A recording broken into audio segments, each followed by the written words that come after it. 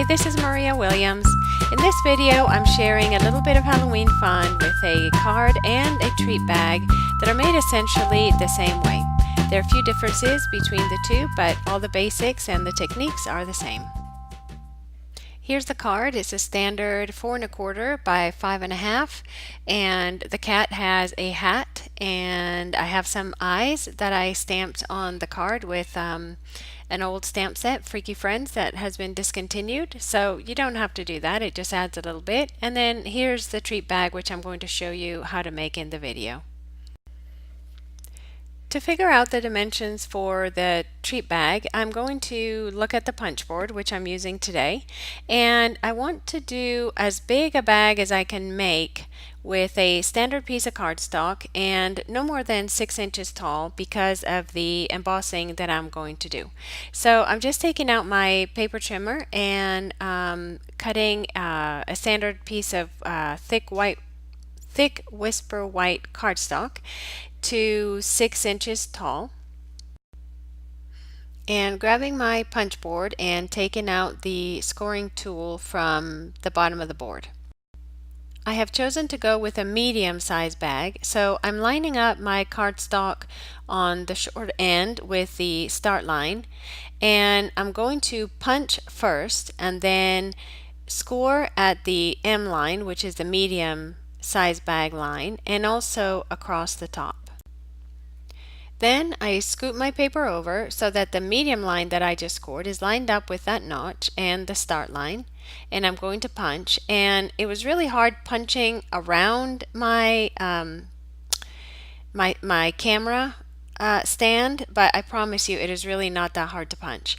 And anyway, you're just going to scoot it over, line it up with the notch and the start line, and then you're going to score the side to the triangle and the notch in the middle of the triangle. So these will be the lines for the side of the bag. And then once again, you scoot your paper over so that the line, the side to line that you scored is lined up with the little pointy thing there. I don't know what to call it, which is the start line. Score. Once again, score at the medium line and the top, and move your paper over so that the medium line that you scored is lined up with the start line. Once again, you punch and score the triangle and score down the center of the triangle, and then score at the top, and then that side too. And the easiest thing to do for me in this for this last part, instead of trying to line it up with that little piece being the only part that's on the board, what I like to do is flip it over and then line up that line that's closest to the edge with the notch and the start line, and then punch. And then I'm done punching. I know this sounds a little complicated, but there are instructions on the board and it really is pretty easy. So the last thing that I need to do now is just take a pair of scissors and cut off that notch that is at the edge of the bag, and the bag is ready to be put together. I'm going to be running this bag through the Big Shot to do some embossing, but I still want to go ahead and fold all the score lines before I do any of that. So I'm just folding along every single fold line, and as you can see, it is really easy to fold the sides of the bag. To cut the circle in the bag, I'm just going to use the second largest circle from the Layering Circles die set, and I'm just going to place it on the front panel of the bag and quickly run it through the Big Shot. Then I'm going to take my Big Shot platform and put it on tab 1. I'm going to use the Woodland embossing folder to emboss the bag, and because the folder is only 6 inches tall or deep, that is why I cut my bag to that size. And when I put it into the embossing folder, I'm going to make sure that that Sizzix logo is toward the front of my bag, because I want the trees to be raised on the front of the bag. So I'm going to sandwich my bag and the embossing folder in between two clear plates and run it through the Big Shot. I'm using some smoky slate ink to add the detail to the trees. So I'm going to take that and a small rubber brayer that I've had forever and ever, and I'm going to ink the brayer up with the ink, and then I'm going to take some of the excess off on my paper before taking the brayer to my bag, just to make sure that there's not too much ink and that it doesn't seep too much in between the trees and into the nooks and crannies of the trees. And then I'm just going to very, very lightly as I can, run the brayer over the trees. As I run out of ink on the brayer, I can go ahead and re-ink it without really taking off the excess, because I'm only adding a little bit, and then just keep going over the trees until I get the look that I would like to achieve. I'm going to set this aside to dry now, and I'm going to work on the panel that goes on the inside of the bag. I'm going to be sponging it with three different colors. I'm just using a 3" by 3" square of Whisper White cardstock, and I'm going to use Temptin' Turquoise, Pacific Point, and Night of Navy. So I'm just using three different sponges, and you don't have to be careful with this sponging. We're going pretty dark on it, and a lot of times we try to kind of swirl lightly, but because we're creating kind of a night scene, I'm just going across. So not taking even too much off of the sponge, just trying to get a lot of ink and get some good blending with the three different colors. If you wanted to, and if you had it, you could start with a piece of Temptin' Turquoise instead of Whisper White, and you would achieve pretty much the same effect, except you wouldn't need to use any Temptin' Turquoise ink.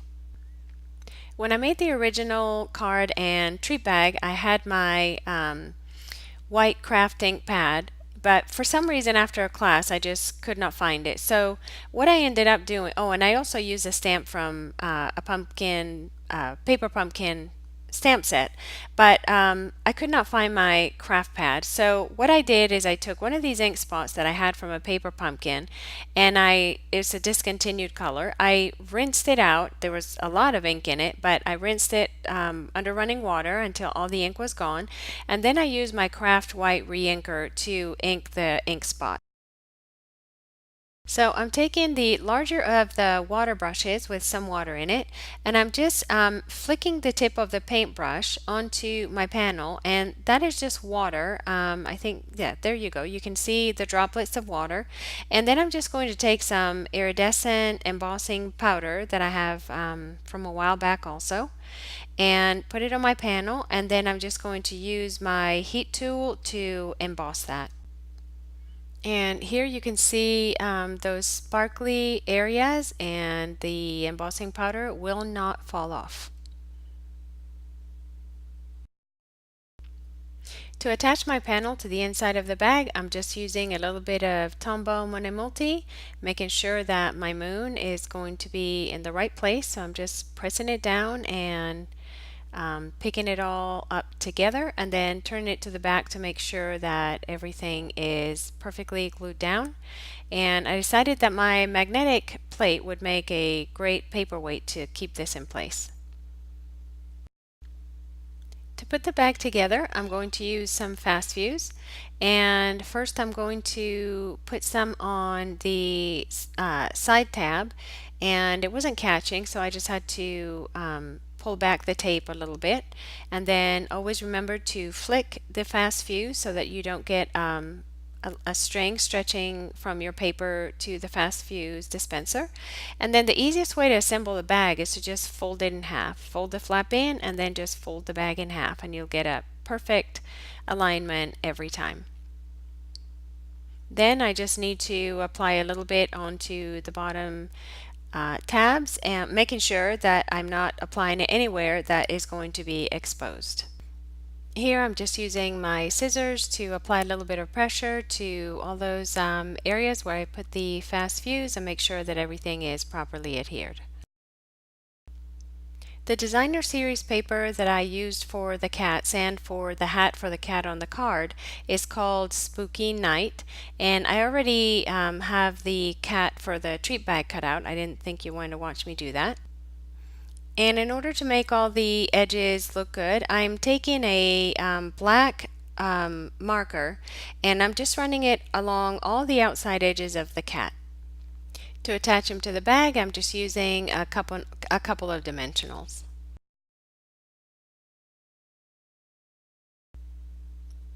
I'm using the Seasonal Tags Frameless dies to cut 3 bats out of black cardstock, and then I'm going to cut a dimensional into small pieces so that I can attach the bats to the bag later.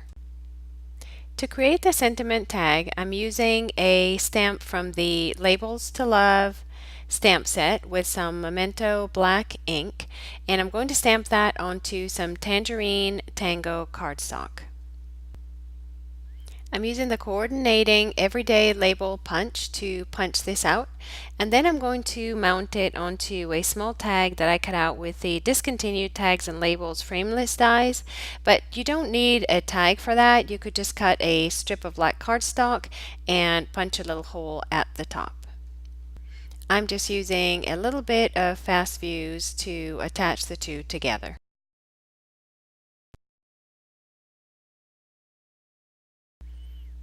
To attach the tag to the bag, I need to make some holes for the twine, and I have to make sure I make them close enough to the edge that I catch all 4 layers of cardstock so that I can open and close the bag properly. I'm using a Crop-A-Dile here, but if you don't have one, you could definitely use a regular hole punch and just punch through 2 layers at a time.